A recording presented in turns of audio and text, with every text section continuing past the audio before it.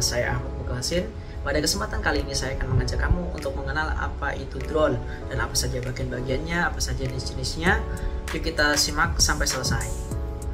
Sebagai pengantar, drone merupakan kendaraan udara tak berawak atau nirawak yang biasa terbang dengan bantuan komponen utama. Secara umum, drone dibagi menjadi dua. Yang pertama, drone untuk hobi dan juga drone untuk keperluan profesional. Meskipun ukurannya bisa dibilang bervariasi, sebagian besar drone memiliki bagian yang serupa. Yuk kita mulai dari bagian yang paling umum hampir ditemukan di semua kalangan drone. Oke, yang pertama kita punya frame atau body si drone ini. Nah, frame ini adalah struktur utama yang menahan semua komponen lainnya. Biasanya terbuat dari material yang ringan namun kuat seperti plastik ataupun serat karbon. Desain frame ini tentunya menentukan stabilitas dan juga aerodinamika dari si drone ini. Bodi drone juga mempengaruhi daya tahan dan juga menahan drone ini dari benturan. Lalu, frame drone ini biasa dilengkapi dengan arm atau lengan yang menghubungkan motor dengan propeller. Beberapa drone bahkan dilengkapi dengan pelindung untuk melindungi bagian-bagian sensitif dari benturan. Oke, yang selanjutnya ada motor atau propeller.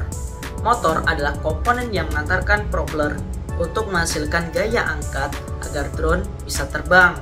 Sebagian besar dari drone modern menggunakan motor brushless yang lebih efisien dan tahan lama dibanding motor brush atau motor berbrush. Setiap drone memiliki 4 motor, satu di setiap lengan. Ini untuk membuat drone lebih stabil dan juga memungkinkan manuver yang halus. Propeller berfungsi untuk menciptakan dorongan udara ke bawah sehingga drone ini bisa terbang. Kemudian ada baterai. Tentunya baterai ini digunakan sebagai sumber daya utama yang menggerakkan motor dan semua komponen elektronik yang ada dalam drone. Biasanya bagian dari baterai ini terbuat dari jenis LiPo atau lithium polymer yang memiliki kapasitas tinggi untuk menyuplai daya dalam waktu yang lama. Baterai yang lebih besar akan memberi waktu terbang yang lebih lama, namun juga membuat drone lebih berat. Oleh karena itu, penting untuk memilih baterai dengan kapasitas yang sesuai dengan jenis drone dan tujuan penggunaannya. Berikutnya kita ada remote control atau transmitter. Remote control ini adalah alat yang digunakan untuk mengendalikan drone.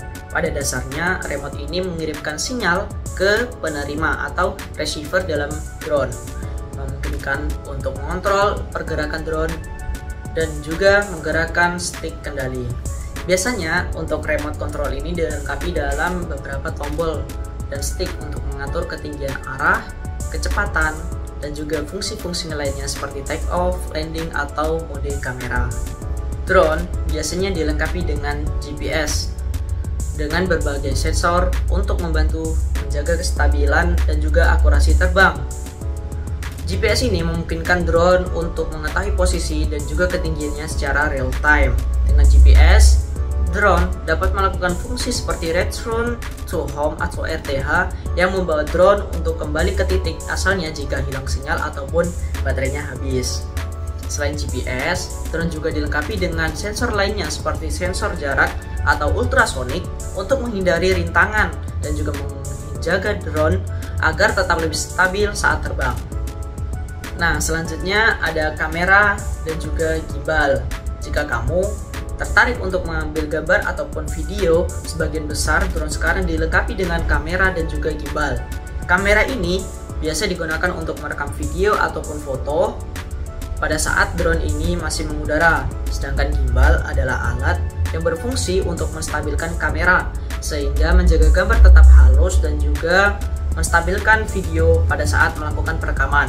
Sehingga meskipun drone bergerak ataupun bergetar, video yang diambil tetaplah stabil. Di dalam drone juga ada yang namanya flight controller.